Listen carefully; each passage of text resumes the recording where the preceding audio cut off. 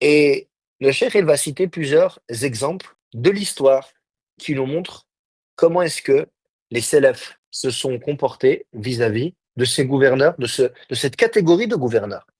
Et il dit, sache que les gouverneurs de l'islam, depuis l'époque de Yazid ibn Muawiyah, Sacha Omar ibn Abdelaziz, en dehors de Omar ibn Abdelaziz, donc de Yazid ibn Muawiyah, le fils de Muawiyah, Rabbi Sufyan. Donc dès lors que, à partir de Yazid, lorsqu'il a pris le pouvoir, et après lui, dans les premiers siècles de l'islam, en dehors de Omar ibn Abdelaziz et de ceux que Allah Azza wa Jal veut parmi les Bani Umayya, de manière générale, en dehors des bons gouverneurs qu'il y a eu, il faut savoir qu'après Yazid ibn Muawiyah, en dehors de Omar ibn Abdelaziz et autres parmi les gouverneurs qui étaient justes et bons, il y a eu énormément de gouverneurs qui ont été injustes et qui ont été injustes. Et malgré cela, lorsque l'on observe la biographie des savants de l'islam, on trouve que ils ne se sont pas détournés de l'obéissance de ces derniers, comme Allah Azza wa Jalla et son messager sallallahu alayhi wa sallam l'ont ordonné. Et ensuite, il donne des exemples. Il dit Al-Hajjaj ibn Yusuf al-Thaqafi, qui est un homme connu pour être un sanguinaire. Un sanguinaire. Al-Hajjaj ibn Yusuf al-Thaqafi était un gouverneur qui a pris le pouvoir de l'Irak et qui était un gouverneur sanguinaire et qui a commis énormément de choses gravissimes. Parmi celles-ci, le fait qu'il ait assassiné des grandes personnalités de l'islam, telles que Saïd ibn Jubayr, ainsi que Abdullah ibn Zubayr, radiyallahu anhu. Il a tué Abdullah ibn Zubayr, il a tué un compagnon, alors que Ibn Zubayr lui avait porté allégeance, ainsi que les gens de Mecca et de Médine, et du Yémen, la plupart des gens de l'Irak. Et pourtant, le Hajjaj était un naïb de Marwan. Al-Muhim, il n'est pas connu, malgré le sang qu'il a fait couler, malgré les injustices qu'il a fait. Il s'est attaqué à la Kaaba. Le Hajjaj ibn Yusuf s'est attaqué à la Kaaba. Et il a tué ce qui est plus, qui est plus, euh, qui a plus de valeur auprès d'Allah que la Kaaba, le sang d'un musulman. Et non pas, et pas n'importe quel musulman. Ici, on parle de certains sahaba. On parle de certains sahaba. Et autres parmi les gens valeureux.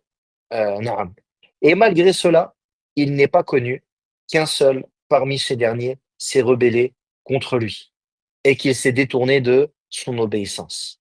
Et Ibn Umar, radiyallahu anhu, a atteint Al-Hajjaj, a vécu à l'époque de Al-Hajjaj, Abdullah ibn Umar.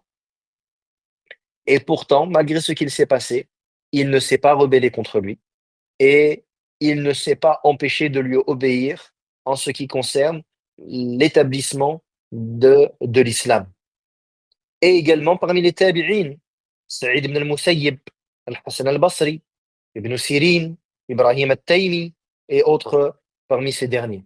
Eh bien, ils ne se sont pas rebellés et pourtant ils ont vécu et ils étaient sous la gouvernance de ce gouverneur sanguinaire, Al-Hajjaj ibn Yusuf al-Thaqafi. Et les exemples sont nombreux. Parmi les Banu al-Abbas, lorsqu'ils ont pris de force le pouvoir des Banu Umayya, les Banu al-Abbas ont pris, ont pris de force le pouvoir aux Banu Umayya avec l'épée. Et ils ont fait couler du sang. Et ils ont tué énormément de gens, énormément d'innocents parmi les Bani Umayya et les gens, même de manière générale. Ils ont tué Ibn Hubayra, Amir al-Iraq. Ils ont tué le gouverneur Marwan et autres que cela.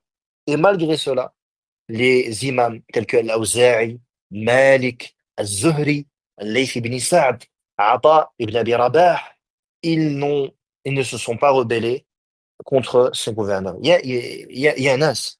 Ici, on parle de A'imma. Avant cela, on a parlé de Sahaba. On a parlé de Tabi'in, de Al-Hassan al-Basri. On a parlé de grandes figures de l'islam. Et là, on parle encore de grandes figures. On parle de l'Aouzaï, de l'imam Malik, on parle de Az-Zuhri. Yani, c'est des grandes figures de l'islam. Et ils ne se sont pas rebellés. Et la génération qui vient après cela, telle que la génération de Ahmed ibn Hanbal, donc ceux qui sont là après, tels que l'imam Ahmed, Mohamed ibn Ismail, Mohamed ibn Idris, Ahmed ibn Nasr, Ishaq ibn Rahouya et autres parmi ces derniers. Ahmed ibn Hanbal, il fut torturé et emprisonné par un gouverneur qui était tombé dans la mécréance, qui était avec le Mu'tazila, qui disait que le Coran est créé. Yani, il a fait de la mécréance, ce gouverneur. Et pourtant, l'imam Ahmed ne s'est pas rebellé contre ce dernier. Et il a subi ce qu'il a subi comme injustice, comme emprisonnement, comme châtiment corporel. Et malgré cela, il ne s'est pas rebellé. Il ne s'est pas rebellé. Quelle est donc alors la, où est la preuve de ces personnes-là qui refusent la vérité lorsqu'elle leur est apportée? Où est la preuve de ces hizbiyyin, ces khawarij, ces gens-là qui ne veulent pas admettre qu'il est obligatoire de se soumettre à la souveraineté du gouverneur dans l'obéissance à Allah et qu'il est interdit de se rebeller contre ce dernier, qu'il est interdit de le critiquer publiquement, qu'il est interdit de faire des manifestations, etc., etc. Quelle est leur preuve, subhanallah? Ne voit-il pas les preuves du Coran, de la Sunna et la compréhension des Sahaba et des A'immah de cette communauté? Ne voit-il pas ces choses-là? Afala yaqra'oun, afala yadrusoun. Ne lisent-ils pas, n'apprennent-ils pas? Lakin al-ahwa, lakin al-ahwa. Mais tout cela, Allah al-Musta'an, en vérité, retourne à quoi? On revient à quoi? Le suivi des passions. Wallah al-Musta'an.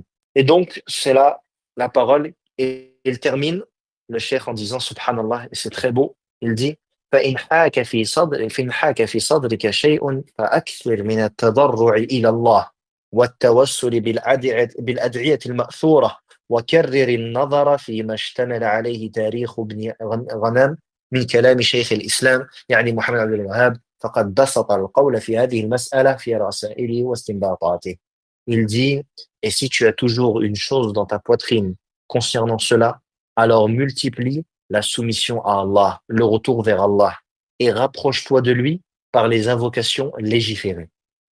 Et ensuite, observe abondamment, et ici il a donné des maraji', des ulama qui sont profitables concernant ce point-là. Et il a clôturé avec une belle conclusion qui est le fait de revenir à Allah subhanahu wa ta'ala. Car ceci relève de la guider.